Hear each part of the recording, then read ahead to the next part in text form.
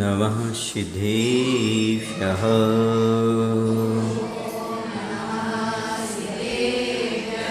ॐ नमः सिद्धेभ्यः।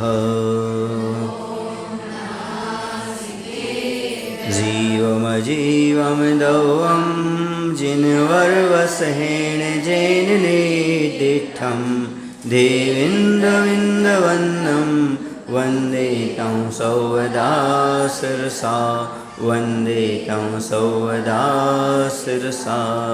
बोलिए अहिंसा परमो धर्म की। आचार्य नेमिचंद महाराज की। आचार्य गुरुदेव श्री विद्यासागर जी महाराज की। नवाचार्य श्री समय सागर जी महाराज की।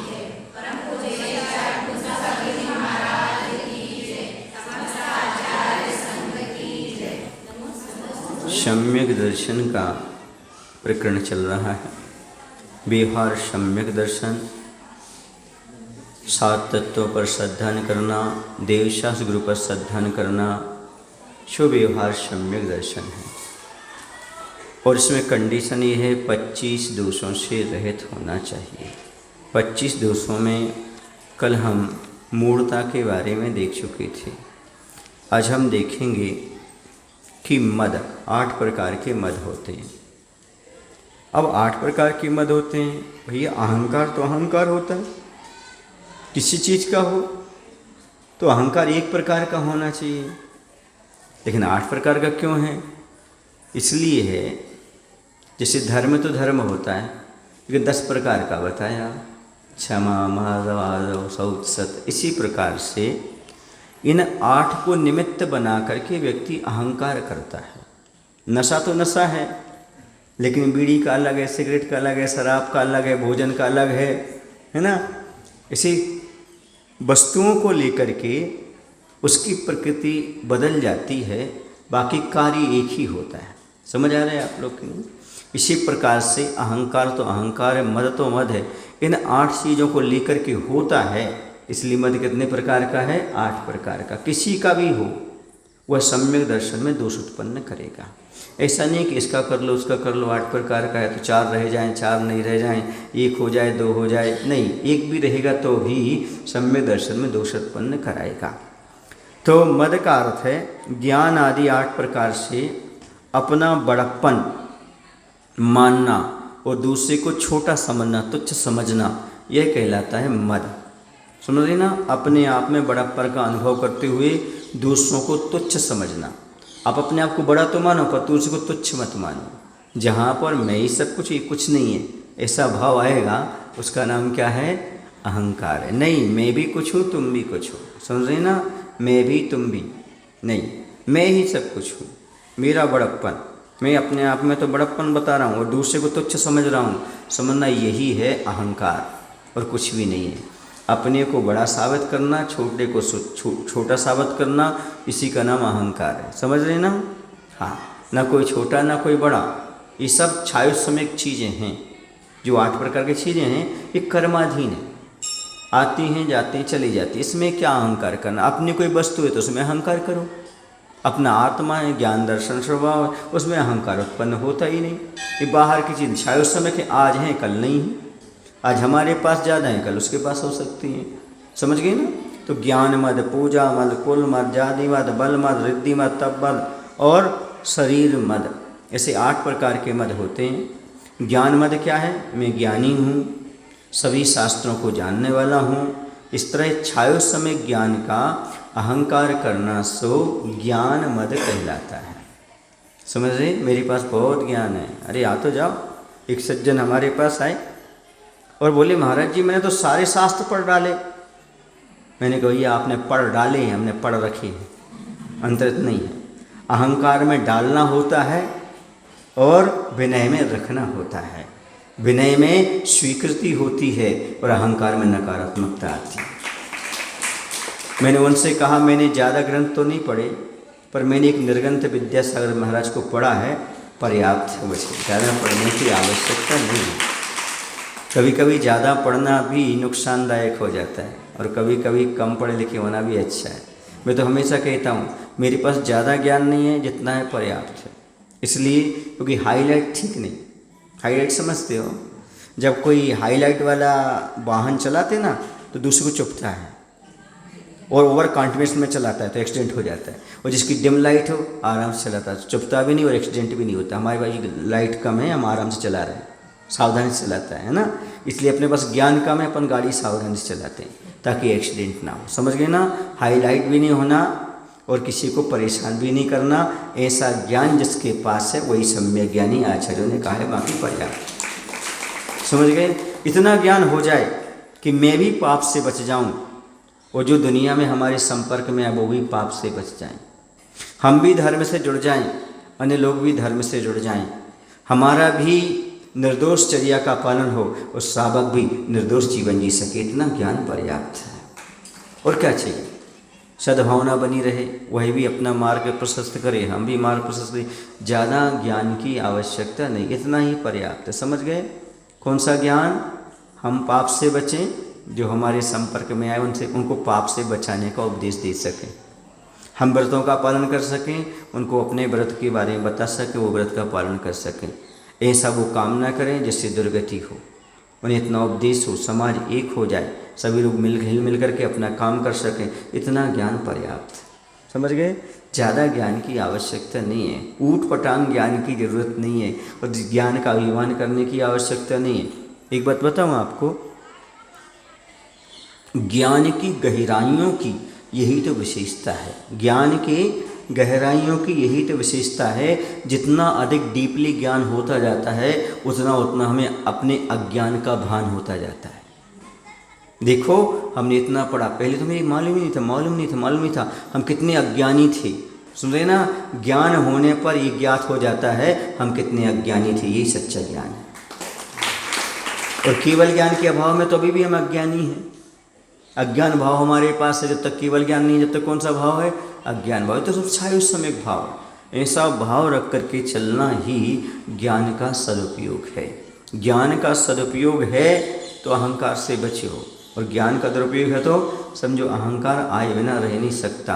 क्योंकि अज्ञानी को अपने ज्ञान का अहंकार होता है पर अपने अहंकार का ज्ञान नहीं होता, और जिसे अहंकार का ज्ञान हो जाता है वही सच्चा ज्ञानी होता है।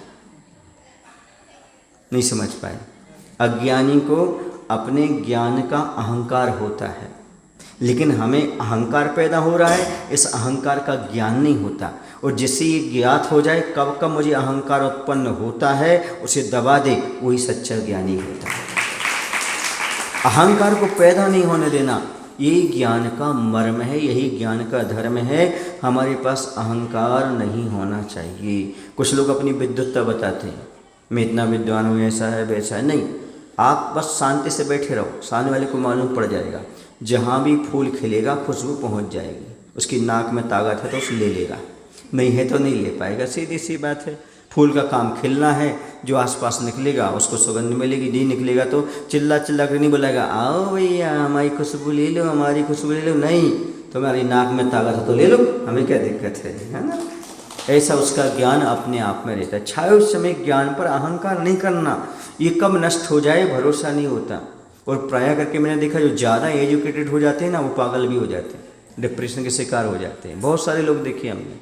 तो ज़्यादा ऐसा भी ज्ञान नहीं करना जो हमें पागल बना दे या दूसरे को पागल बना दे, बल्कि ज्ञान वो अच्छा है जो हमारे ही पाप गला दे और सामने वाले की पाप गला दे। ना तुम पागल बनो ना उसे पागल बनाओ, तुम भी पाप गलाओ वो ही पाप गलाए। यही ज्ञान का सदुपयोग है, और इससे बड़ा कोई सदुपयोग नहीं है। समझ आ रहा है ना? तो ज़्यादा भी ऐसा नहीं, अहंकार मत करो। फिर आता पूजा का मत। मैं सर्वमान्य हूँ, राजा महाराजा मेरी सेवा करते हैं, इस तरह अपने लौकिक सम्मान का गर्व करना। हमारी राजनीति पकड़ है, हमारी यहाँ पकड़ है, हम जहाँ जाते वहाँ माला पहना जाती, सम्मान होता है। ऐसा जो है पूजा मत। समझ गए? तो ये अपने लिए नहीं रखना। यदि रखते हो तो सम्यक दर्शन में दोष पैदा होता है।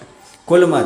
पितृपक्ष पिता आदि के को कुल कहते हैं और माता आदि के पक्ष को जाति कहते हैं। तो पितृपक्ष में पिता आदि के राजा होने का घमंड करना। हमारे पिता राजा थे। महाराज जी मंदिर है ना, हमारे पिताजियों ने बनवाया था। जो संस्था है ना महाराज जी, हम लोगों ने, इतने लोगों ने मिलकर के बनाई थी, ऐसा किया था। अभी तक वो अहंकार चल रहा है।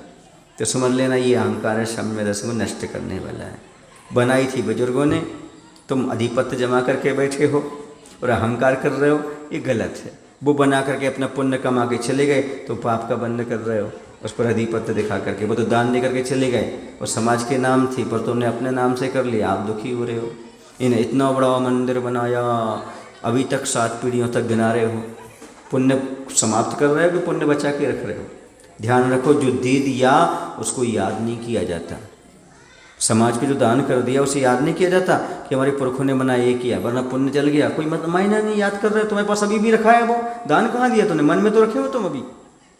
इसलिए कभी मत कहना ये पुरखों ने मंदिर बनवाया था, हमारे पुरखों ने वेदी बनाई थी, हमारे पुरखों ने ऐसा किया था, हमारे पूर्वजों ने ऐसा किया था, पिताजी के पिताजी ने ऐसा किया था, ऐसा मत कहना, वरना वो तो पुण्य कमा गए, तो अपना पुण्य जला रहे हो। ये कहना वो बुजुर्गों ने किया था, हमने कुछ नहीं किया, हमारे सब ने किया है, बुजुर्गों ने किया था, अब हम कुछ करना चाहते हैं, आशीर्वाद दो ताकि हम भी कुछ थोड़ा सा कर सकें, सहयोग कर सकें, निर्माण कर सकें। उनके नाम पर अहंकार मत करो। वो तो चले गए। एक सज्जन बोले, महाराज जी हमारे मामा जी महाराज जी हैं, हमारे दादी जी आरिका हैं, हमारे वो छुल्ला केला के। हम कहा तुम का हो, तुम बताओ पहले, उनके नाम पर अहंकार क्यों कर रहे हो? तुम क्या कर रहे हो ये बताओ। तो अपना जीवन बना गए, चले गए। तो अहंकार मत करो। जो ये अहंकार करते हो उन्हें खजुराहो जाके देखना चाहिए। खजुराहो में एक प्रशस्ति लिखी है। क्या प्रशस्ति लिखी है? कि इस मंदिर का जो भी आगे चल कर के जीर्णोद्धार कराएगा। क्या लिखा उन्होंने? जो राजा महाराज जिनने भी बनवाया होगा मंदिर, उन्होंने लिखा जो भी इस मंदिर के जीर्णोद्धार में सहयोग देगा, जीर्णोद्धार कराएगा, मैं उनके दास का भी दास रहूँगा, अर्थात दासानुदास बनकर रहूँगा। ये लिखा। अब बताओ, उन्होंने अहंकार नहीं किया, आप जीर्णोद्धार कराओ, मैं आपका दास बनूंगा, और आज सबके मालिक बन करके बैठने की बात करते हैं। कितना अहंकार! जरा सोचो क्या क्या लिखा है। हम गुना प्रवास में थे तो डॉक्टर प्रीतिश जैन है, उनका परिवार है, उनके पिता को संबोधन दिया था, अंत समय उनकी संबोधन के साथ उन्होंने अपने प्राणों को छोड़ा था। वो ये कहते थे, महाराज जी हम माता पिता के लिए कुछ करना चाहते हैं, हम ये चाहते हैं कि हम जो धन दौलत है उसका हम मंदिर निर्माण करें। हमने कहा बहुत अच्छी बात है, फिर कैसे करें? हमने कहा हम मंदिर को जब आशीर्वाद देते हैं, जब माता पिता के नाम से मंदिर नहीं होना चाहिए। कैसा नहीं होना चाहिए? माता पिता के नाम से मंदिर नहीं होना चाहिए। मंदिर भगवान का होना चाहिए, और मंदिर तुम बनाओ कोई बात नहीं, पर समाज का होना चाहिए। किसका होना चाहिए? क्योंकि जब अधिपत्य रखोगे तो ठीक बात नहीं है, क्योंकि भगवान जब तक प्रतिमा है तब तक तुम्हारी है, प्रतिष्ठित हो गई तो तुम्हारी नहीं रह सकते। भगवान सबके हो जाते, मंदिर सबका हो जाता है। तो उन्होंने क्या किया, बहुत अच्छी कुशलता की, आशीर्वाद लिया, पूरा मंदिर बना दिया, सीढ़ियाँ छोड़ दी, सीढ़ियाँ छोड़ दी, और ये कहा समाज के पैसों से बनेगी। किसके पैसों से बनेगी? अब सीढ़ियाँ कौन बनाएगी? समाज बनाएगी। अब मंदिर किसका रहेगा? समाज का, क्योंकि समाज का इसमें योगदान है। उन्होंने कहा हम समाज के नाम ही करेंगे मंदिर। किसके नाम करेंगे? बनकर तैयार हो गया, वो प्रतीक्षा कर रहे हैं महाराज आप लौटो और पंचकर्णा खो। समझ आना ना? मंदिर बन के तैयार है, प्रतिमा बन के तैयार है, सब कुछ तैयार है। तो ऐसा आशीर्वाद अपने में फल देता है। उनकी दिन रात चौगुनी प्रगति हो रही है। क्यों? क्योंकि उद्देश्य क्या है? मंदिर मैं बना रहा हूँ, हमारे पास पैसा है, मैंने सदुपयोग कर दिया, अब मेरा मंदिर नहीं है, मेरी मूर्ति नहीं है, ये सारा का सारा समाज का है। ये बहुत अच्छा भाव, यही होना चाहिए। ये मेरी वेदी, ये मेरे भगवान, ये ऐसा। फिर उनकी पूज्यता कैसी रही? तेरी रही तो वो तो सबके हैं, समझ रहे? इसलिए पितृपक्ष का अहंकार नहीं करना। मेरे पिता ने ऐसा किया, मेरे पिता ने ऐसा किया, पिता के लिए ऐसा कर रहा हूँ। सुन रहे आप लोग कि नहीं? कर गए, कर रहे।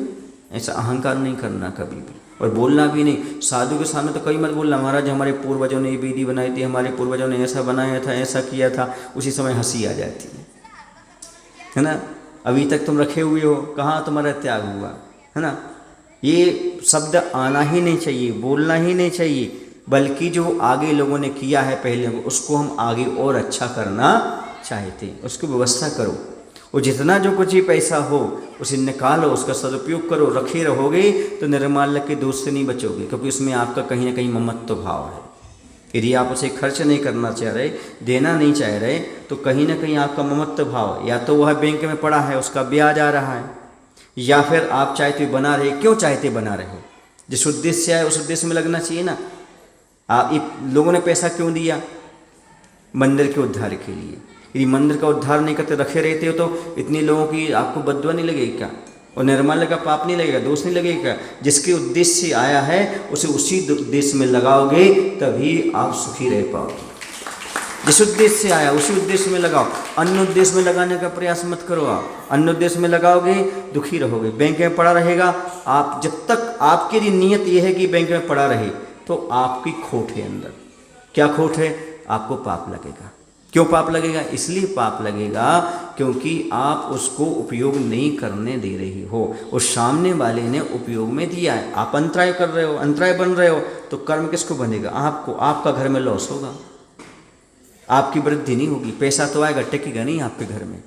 पैसा तो होगा पर सुखी नहीं होंगे तुम्हारे घर में। कोई बीमार रहेगा। क्यों? क्योंकि जिस उद्देश्य से पैसा आया था तुमने उसमें खर्च नहीं किया, उसमें नहीं लगाया। क्योंकि पब्लिक ने आप पर विश्वास किया, उन्होंने इसलिए दान दिया कि आगे मंदिर का अच्छे से जीर्णोद्धार होगा। बोलो ना भाई, उनका विश्वासघात कर रहे हैं उनके साथ, और निर्मल का दोष लग सकता है। समझ रहे ना? भले आप भोगने में नहीं ला रहे, पर कहीं ना कहीं अंदर तो आपके अंदर ये है, ये खर्च ना हो जाए। क्यों ना हो जाए खर्च? रखे रखे क्या करोगे? ऐसे तो कई लोग रखे रखे चले गए ऊपर, उसे मत बना गए, तो क्या करोगे? नहीं, इसका उपयोग होना चाहिए। जितना उपयोग करोगे नया आएगा, और उपयोग करोगे और आता जाएगा। पुराना रखे रहोगे, सामने वाले के मन नहीं होंगे दान करने के, भैया पुराना तो खर्च करो तब तो दें, और पुराना खर्च हो जाएगा, नया उतना फिर आ जाएगा, फिर बना के रख लेना बैंक बैलेंस। किसने मना किया आपके लिए? पर पुराना निकाल करके उसे खर्च करने की सोचो। समझ आ रहा ना आपको? क्यों? क्योंकि ये सारी चीज़ें हमारे समाज के लिए दुखदायी हैं, अपने परिवार के लिए दुखदायी है, स्वयं के लिए भी दुखदायी है। क्यों है? क्योंकि ऐसा धन अपने पास कभी उससे ममत्व भाव नहीं रखना। भले खाने का भाव नहीं, अपने उपयोग में भाव में नहीं, पर रखे क्यों हो? सामने वाले दिया क्यों? उसका उपयोग क्यों नहीं कर रहे हो? उसका दोष लग सकता है, पाप लग सकता है, उससे बचना बहुत जरूरी है। समझ आ रहा ना? हाँ, चलिए। जाति मत। अब क्या हमने कहा? पिता पक्ष में पिता आदि के राजा होने का घमंड करना, अथवा मेरा कुल अति उज्ज्वल है ऐसा अहंकार, ये कुल मद कहलाता है। हमारा उच्च कुल है, बाकी सब दूसरे को तुच्छता से देखना, ये है आपका कुल मद। फिर जाति मद। जाति होती है मातृपक्ष में। मातृपक्ष में हमारे मामा तो भैया राजा थे, हमारे मामा तो ऐसे हैं, हमारे माँ तो ऐसा है, ऐसा घमंड करना। अथवा मेरी माता का पक्ष बहुत ऊंचा है, वह शील में सुलोचना सती, अंजना सती, अनंतमती जैसी हैं, ऐसा अहंकार करना भी जाति मद कहलाता है। समझ रहे हैं? हाँ, प्रशंसा तो करो पर मद मत करो। स्वाभिमान तो रखो। देखो, स्वाभिमान और अभिमान में बहुत अंतर है। अभिमान क्या करता है? अपने आप को बड़ा बना करके छोटों को तुच्छ समझता है, ये अभिमान का काम है। और स्वाभिमान क्या करता है? ये मैं छोटे काम नहीं करूँगा, मैं जैनी हूँ, रात में नहीं खाऊंगा, मैं अनछना पानी नहीं पीऊँगा, मैं नरक जैसे काम नहीं करूँगा, ये स्वाभिमान है। ये स्वाभिमान है। अभिमान अलग है और स्वाभिमान अलग है। अभिमान में क्या होता है? पाप से स्वाभिमान में पाप से बचने का भाव है, और अहंकार में अपने को बड़ा सिद्ध करने का भाव है। इसलिए कभी भी भूल करके स्वाभिमान तो करना, पर अभिमान मत करना। अभिमान आपको डुबा देगा। बल मत किसे कहते? मैं बहुत बलशाली हूँ, सहस्र भट्ट, लक्ष्य भट्ट, कोटि भट्ट, करोड़ों योद्धाओं के बराबर मेरे में ताकत है, इस तरह अपनी शारीरिक शक्ति का अभिमान करना सो बल मद कहलाता है। अपनी शक्ति का अभिमान होना, शरीर की शक्ति का, ये बल मद है। रिद्धि मद क्या है? अनिमा महिमा आदि रिद्धि अथवा लौकिक विभूति और पुत्र पुत्रादिक संपत्ति प्राप्त करके अहंकार करना। हमारे पास तो पैसा है, हम तो दुनिया को खरीद लेंगे, हम तो ऐसा कर लेंगे, ये हो जाएगा, ये अहंकार करना। समझ गए ना?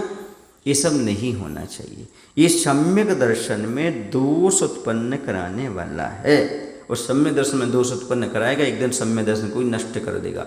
तप मद, उपवास आदि तप का अहंकार करना। देखो, मैं इतना उपवास कर लेता हूँ, मेरी इतनी साधना है, आप लोगों को कुछ करना चाहिए, आप कुछ कर ही नहीं पाते हैं, ऐसा अहंकार नहीं। तपस्या करना अलग है, और तपस्या को दिखावा करना अलग है। दूसरों को दिखाने के लिए तपस्या नहीं करना, अपने तक आने के लिए तपस्या करना। तपना है, तपाना है शरीर को नहीं, आत्मा को। दूसरों को दिखाने के लिए नहीं, अपने लिए। इसी का नाम उत्तम तप है। और मैं तो कहता हूँ तपस्या के अहंकार का त्याग भी तपस्या है। और सबसे बड़ी तपस्या बताऊँ आपको, स्वार्थ त्याग की तपस्या, ये सबसे बड़ी तपस्या है। अपना स्वार्थ छोड़ दो। धर्म की तवे पर कभी स्वार्थ की रोटी मत सेको। धर्म की आड़ में अपना काम मत निकालो, क्योंकि ये आपके लिए खतरनाक है। हाँ, राजनीति अलग है, दुनिया का क्षेत्र अलग है, लेकिन धर्म के क्षेत्र पर राजनीति खेलोगे कहाँ जाओगे? धर्म के क्षेत्र पर स्वार्थ सिद्ध करोगे कहाँ जाओगे? अपना स्वार्थ देख रहे हो, मैं कमेटी में आऊँगा तो ऐसा होगा, मैं यहाँ आऊँगा तो यहाँ आऊँगा। अरे भैया, समाज का निर्माण होना चाहिए, समाज का भला होना चाहिए, इसके बारे में सोचो। अपना स्वार्थ छोड़ो। क्या रखा है तुम्हारे साथ में? तुम घर के तो सही मेंबर बन नहीं पाए, तुम समाज के मेंबर बनने की बात करते हो। हाँ, घर की जिम्मेदारियाँ तुम उठा नहीं पा रहे, तो समाज की जिम्मेदारी की बात कर रहे हो। इसे थोड़ा सा सावधानी रखो अपने जीवन में। हमें किसी प्रकार का अहंकार नहीं करना, स्वार्थ रहे तपस्या करो। किसी आकांक्षा रख करके मत चलो हमारा नाम होगा। देखो, अब हम जब पहले कमेटी में थे, काम हो जाता तो अच्छा होता, ये लोग हो रहे, इनका नाम होगा, मेरा नहीं होगा, अपन विघ्न डालो। ये जो पद्धति है ना, बुरा नहीं मानना, जो आदमी की मानसिकता है वो सामने रख रहा हूँ, क्योंकि मैं समाज में रहता हूँ, दुनिया में रहता हूँ, हर आदमी को पहचानता हूँ। उसे अच्छे कार्य से प्रेम नहीं है, उसे अपने नाम से प्रेम है। वो कार्य जब होगा जब मैं हूँगा, वरना नहीं होना चाहिए।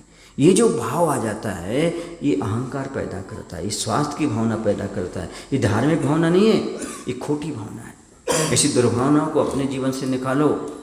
तो उपवास करते हुए भी, तपस्या करते हुए अहंकार नहीं करना। कुछ लोग तपस्या नहीं करते, काम नहीं करते, अहंकार के सिवा कुछ नहीं करते हो।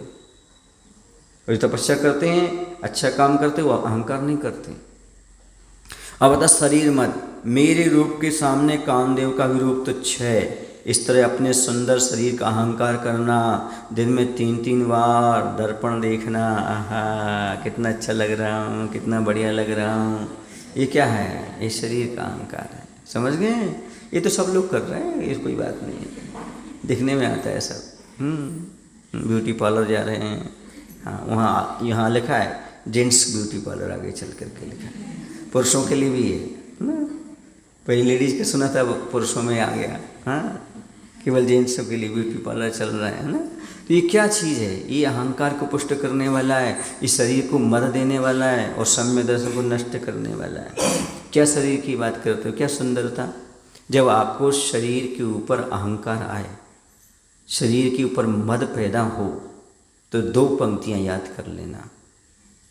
मत कर रूप का अभिमान, मत कर तू रूप का अभिमान, अर्थी है धरती और कफन है आसमान। इतना याद कर लोगे, आपके शरीर की सुंदरता पर अहंकार नहीं आएगा। आप दूसरे के शरीर को देख करके क्रूप है, असुंदर है, ऐसे भाव नहीं करोगे। आपके शरीर के प्रति जो सुंदरता के प्रति अभिमान है वो समाप्त हो जाएगा। कितना भी सुंदर शरीर हो, कितना भी क्रूप शरीर हो, अंत में तो वही है, क्या? अर्थी है धरती और कफन है आसमान। बस इतना याद रखो, आपका अभिमान चूर चूर हो जाएगा। समझ गए? वरना वो 4 पंक्तियाँ याद रखो। एक दिन शाम को हम जंगल में घूमने निकले, एक तरफ झाड़ियाँ थी, एक तरफ सुनसान थे, दिल में मेरे कुछ अरमान थे। एक हड्डी मेरे पैर के नीचे आई, उसके बयान थे, चलने वाले संभल के चलना, हम भी एक दिन तुम जैसे इंसान थे। इन पंक्तियों को याद रखोगे तो आपके शरीर के प्रति जो अहंकार है, ममकार है, वो समाप्त हो जाएगा। एक दिन सबकी दशा वैसे ही होना है। तो ये आपके लिए 8 प्रकार का मद बताया। ये 8 प्रकार का मद सम्यक दर्शन में दोष उत्पन्न करता है। सुने, मद गहलता होती मद में, ये सम्यक दर्शन को नष्ट करता है। समझ आ रहा है आपको कि नहीं? मान कसाय होना अलग है थोड़ी बहुत, और मद होना अलग है। मद कहलाता अनंतानुबंधी। क्या कहलाता है? ये अनंतानुबंधी की ओर ले जाता है। सुन रहे ना? जैसे संजुलन, क्रोध है, मान, माया, लोभ है ना, और अप्रत्याख्यान, प्रत्याख्यान है, उससे भी खतरनाक ही है। ये अनंतानुबंधी की चपेट में ले जाता है, और अनंतानुबंधी आ गई तो सम्यक दर्शन नष्ट कर देता है। सुन रहे ना? क्योंकि मान कसाय की थोड़ी बहुत रहते हुए सम्यक दर्शन रह सकता है, लेकिन यदि अनंतानुबंधी मद आ गया तो फिर सम्यक दर्शन रहने वाला नहीं है। इसलिए इससे बचो। हम आपके लिए उपदेश क्यों दे रहे हैं? हमें इससे कोई लाभ नहीं है। हम आपको नीचा नहीं दिखाना चाह रहे हैं। हम आपको ये बताना चाह रहे हैं, सम्यक दृष्टि बनना हो तो इन चीज़ों से दूर हटो, आप अपने स्वरूप को समझो। ये बताओ, गुरु सही रास्ता नहीं दिखाएगा तो कौन दिखाएगा? कोई नहीं दिखाने वाला आपको सही रास्ता। सब अंधेरे में चल रहे हैं, अंधों में काने राजा चल रहे हैं। इसलिए गुरु आपको सही रास्ता बताता है ताकि आपका भविष्य उज्जवल हो जाए, आपका भविष्य निर्मल हो जाए। अभी समझा रहे हैं, अब समझाए होत क्या? जब समझाए होत क्या? जब चिड़िया चुग गई कि समय पाए किया नहीं आत्महित हित। समय आने पर आप हित नहीं कर रहे, बाद में पछताओगे। जैसे खेत में रखा है अनाज, कह रहे उठा लो भैया, चिड़िया खा गई, अब पछता रहे हो। क्या मतलब होता है? इसलिए जीवन समाप्त होने से पहले जीवन की बुराइयां समाप्त कर दो, यही आपके लिए उपदेश है। जो भी विकृतियां, जो भी बुराइयां हैं, उनको समाप्त करने का प्रयास करो। अपना जीवन उज्जवल और निर्मल बनाओ। 8 प्रकार के मद के बारे में हमने चर्चा की। कौन कौन सा 8 प्रकार का मद बताया हमने आपके लिए? ज्ञान मद, पूजा मद, कुल मद, जाति मद, बल मद, रिद्धि मद, तव मद और शरीर या रूप। ठीक है ना? इसे 8 मदों से बचो, क्योंकि सम्य दर्शन में दोष उत्पन्न कराता है। बोले महावीर भगवान की जय। आज श्री गुरुदेव श्री विद्यासागर जी महाराज की जय। हे प्रभु, हम सभी को इतनी शक्ति, इतनी बुद्धि देने की कृपा करो ताकि हम अहंकार को छोड़ करके, स्वार्थ को छोड़ करके भगवान को नमस्कार करते हुए, जिसमें अपना एवं सबका भला हो, वैसा कार्य कर सकें। नमो शिवाय।